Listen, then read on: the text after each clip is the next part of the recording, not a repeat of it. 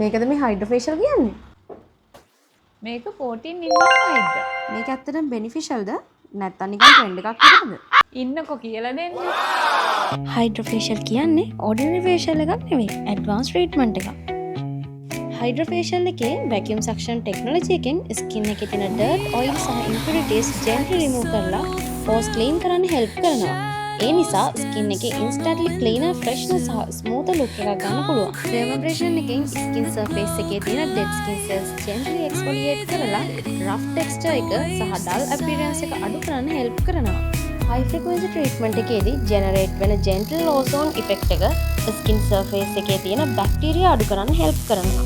ඒ නිසා ඇක්නි prawn skin වලට බෙනිෆිෂල් වෙලා එක්සස් ඔයිල් කන්ට්‍රෝල් කරන්න, ස්කින් එක ක්ලීන්, ෆ්‍රෙෂ් සහ හෙල්තියර් ලුකින් අපියරන්ස් එකක් මේන්ටේන් කරගන්න සපෝට් කරනවා. අයිස් හැමර් එකේ කූලින් ඉෆෙක්ට් එකෙන් ස්කින් එක සූති කරලා ෆේෂල් එකෙන් පස්සේ ඇතිවන රෙඩ්නස් එක සහ වෝම්ත් එක කාම් කරන්න හෙල්ප් කරනවා.